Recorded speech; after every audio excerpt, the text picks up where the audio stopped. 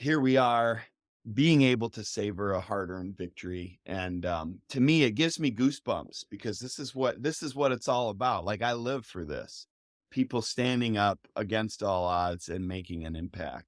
And at the same time, we have to keep going. So, like, what's your mentality here as we orient to, continuing to stay engaged with this? Yeah. Well, I'm really this whole time I've just been pulling ideas out of a hat. So, I found myself in this position simply because my family and I were the only folks who really lived very close to the mine site.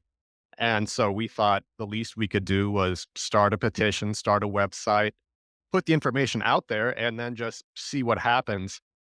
So that's going to be what we continue to do is act as the messenger and as the connective tissue for all of these other folks to come together. I kind of imagine it in my mind as the way mycelia works, like we see a mushroom above the ground, but that is not the full story. The full story is what happened invisibly underneath the ground when you have all these different strands of decentralized nodes that are reaching out and connecting with one another. And once you have a certain density of connections, that's when the mushroom sprouts. And that's when we get people willing to take action, not just to be in conversation, but to walk the walk. That's what we saw today. That's what we saw the last time the grant was rejected. That's what we've seen when people spoke up to challenge the mining company's air pollution permit. That's what we saw when people participated in our Gitchigaming water walk, when we had members of 7 tribal nations and loads of non-native allies carrying water to the shore of Lake Superior. So I just want to open the door for as many possibilities for people to not just feel angry, not just feel frustrated, but actually to take action. Because for me personally, taking action has been so liberating, and it's such a wonderful way to not be angry because now you are actually immersed in the present moment and you're building community with others and you're doing something that's worth doing.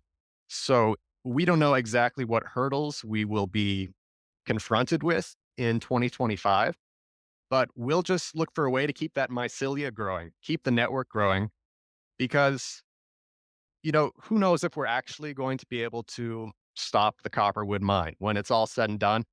We might be able to stop one company, but that copper is always going to be in the ground. There could be another company that comes along and another company after them.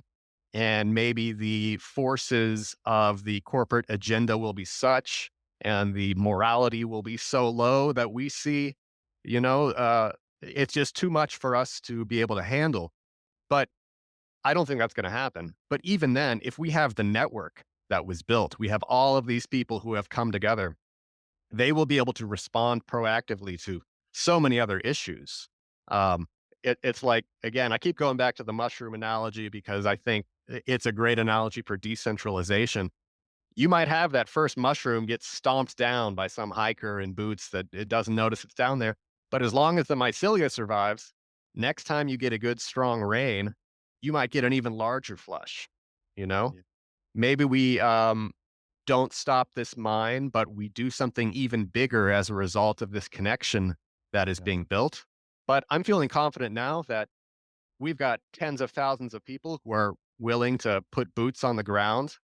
And I think we will see that the Copperwood mine never sees the light of day.